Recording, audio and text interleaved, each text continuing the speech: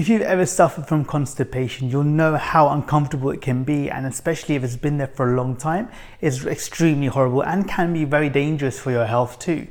So what I'm going to tell you today is how you can look out for signs of constipation and what you can do for it, aside from most of the things that you already have heard of. So for example, we're told to have a high fiber diet, and you may have already tried that, or you may have tried to drink more water to soften all the contents in your abdomen and release that off and give it some more viscosity, and that may not have worked either. So those are all things that are great advice. However, what we also need to consider is whether there's any mechanical challenges too.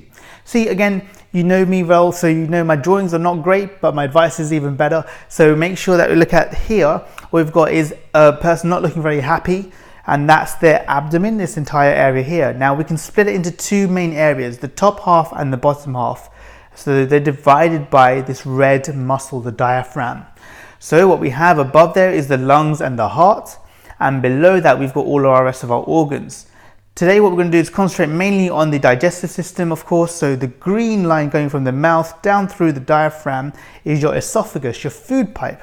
And after it passes through your diaphragm, it then supplies your stomach. That's how the food goes straight into there.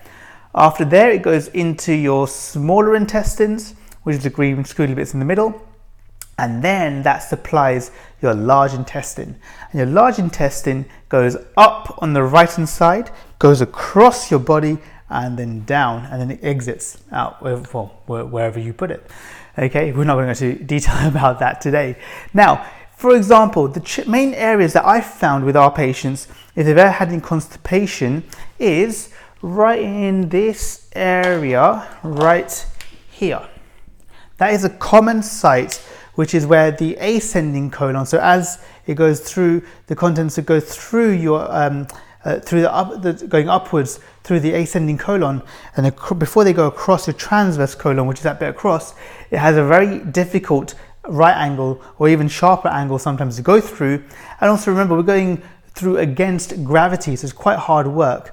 Although these tubes are muscular in their lining, so they're able to contract and help push things through by a process technically known as peristalsis. So it's the contraction and relaxation of those walls pumping the contents through. But sometimes what you'll find, if someone has some mechanical challenges up in that area, then it may be more difficult to then allow that to pass through that difficult angle. So what I will do with a patient like that is we'll apply some techniques where we can then directly massage that area, open that area up a little bit more, get the contents going through. And don't worry, it's not so dramatic that they have to rush away straight away, although sometimes they do because they've been holding on to so much. But often what they'll do is just give it a chance to just pass through naturally, because all this area going across the transverse and the descending colon on the other side tends to be quite empty because it's all been stuck up at this level, congested up there. And they also feel quite uncomfortable, almost giving like a tummy ache sensation, but on the opposite side of where your stomach is. So you may feel like it's your liver, because your liver tends to span across your right side more.